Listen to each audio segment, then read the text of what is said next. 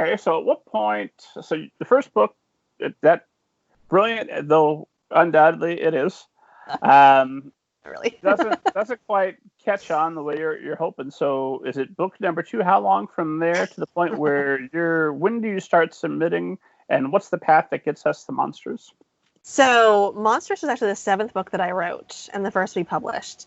So the path is long. All right. The path is long. To be honest, the path is actually medium.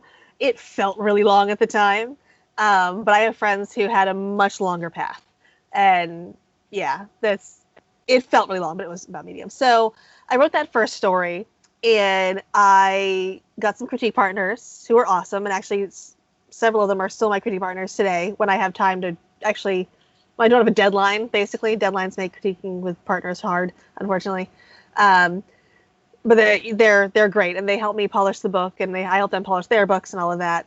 And then I queried agents, and I queried pretty much every single agent I could find. Plenty of SME agents too, I'm sure. And I got some requests, and then they all came back as rejections. But during the meantime, I was writing another book, so I was like, this is really fun. I want to keep doing this. So I wrote a book about a ghost story about a girl who works at a haunted theater, because at the time I actually was the marketing director of a haunted theater, which was pretty fun. We're coming back to that, but go on.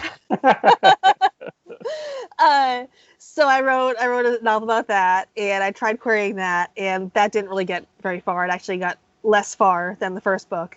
And then I tried my hand at writing a middle grade book and a couple other random books.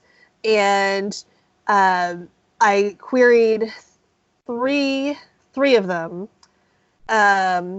before I finally got to Monstrous. And the third one, it was 3. I'm like, sorry, counting my head like it was 3, right? I wrote 6 books before this, and I queried 3 of them. The other 3 are just safely tucked away and never to be seen. And the third one, before the 6th book I wrote, but the third one to be queried, came really close, we thought, my critique partners and I, because I got lots of agent interest in it, and it was a YA sci-fi cyborg road trip novel about this girl who accidentally discovers on prom night that she's a cyborg and goes on this cross-country road trip, and there's lots of mayhem, and it was so much fun to write, and it just wasn't working for agents. They thought the query letter was so great, and then I would get feedback, which is great when you're querying to start getting feedback. That's really encouraging and good. But I was getting feedback that was just all over the place. I had one agent tell me she thought the pacing was too slow. Another thought the pacing was too fast. Another said the pacing was spot on, but she didn't like the way that the romance panned out. And it was just, wasn't something I could identify to fix. Which was so frustrating and so discouraging, because I thought this was going to be the one, because I got a lot of requests, a really high request rate compared to my other books, and they all ended up coming back as no.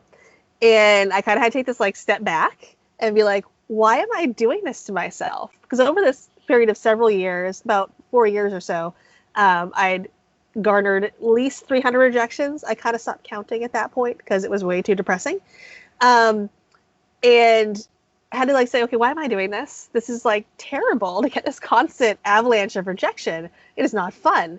And I ended up coming to 2 conclusions. One, that regardless of whether or not I got published, I was still going to keep writing, because I really loved writing. It was really fun. I had a lot of stories in me to tell. And so that was not going to change. And then 2, I decided I was going to keep trying to get published, because if I stopped, I would always wonder what if, and that would really haunt me. And it would drive me nuts. So I was like, okay, I'll keep doing this, but first I'm going to write just something for me that's fun, and I'm not even going to bother querying it. I'm just going to write it and have fun with it, and recapture that joy of writing that I feel like I kind of start to lose a little bit.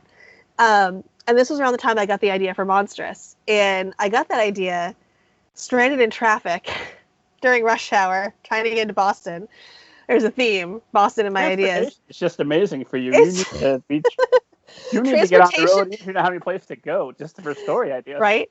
Transportation in the shower, when I get my best ideas. So I was on the road, and all of a sudden, I'm literally in gridlock traffic, could not move if I even wanted to. And all of a sudden, the very first line of Monstrous just fell into my brain. And the very first line is, I will never forget my first breath. gasping, heaving, delicious. And I had to know, who would remember their first breath? What a bizarre thing to remember. How is that possible? And so I got this idea for this like kind of Franken girl who's been reborn and recreated rather by her father to get revenge on this wizard. And that's how she remembers, because she's 13, not a baby.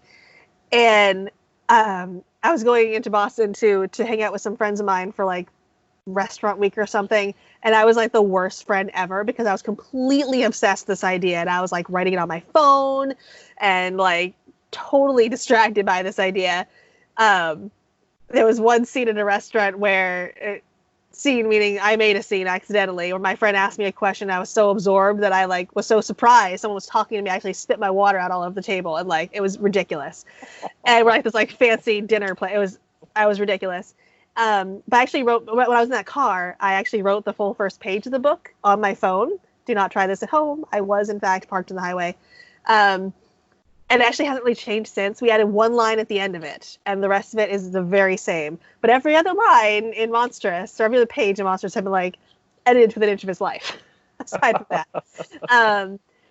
So I was totally in love with this story. And when I finally did get home, stopped being a bad friend and got home, I stayed up writing the first chapter and started plotting this, and I was just totally obsessed with the story. And I often have a hard time drafting quickly, unless it's NaNoWriMo, and that like lights a fire under me that nothing else can. I don't know why.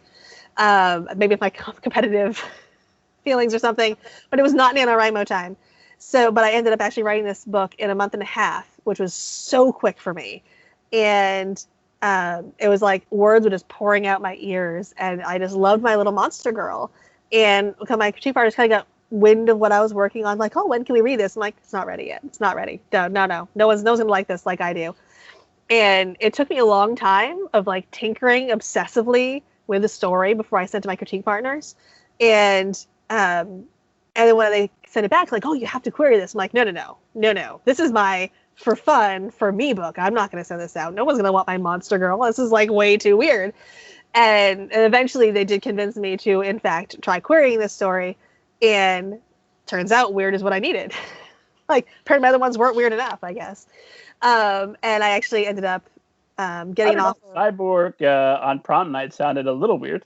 It was so much fun. Seriously, like someday I'm going to rewrite that book too. Like I have this list of like books I'm going to rewrite, because I love the idea.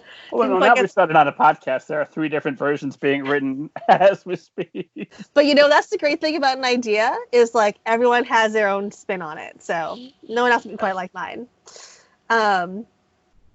So anyway, I queried Monstrous finally, and I got 3 offers of representation, which shocked me like crazy, because I was like, people actually want to read this. This is cool.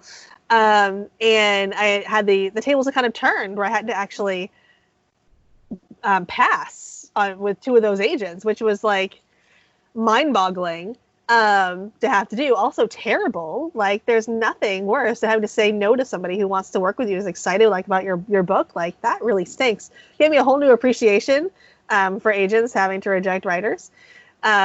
But anyway, I signed my agent, Susie. She's amazing. She's been my agent ever since. And she then turned around and sold my book in 8 days to HarperCollins. So it was like, yay, after 4 years of no, we get a couple of really nice yeses, which is great. So that's how my first book got published.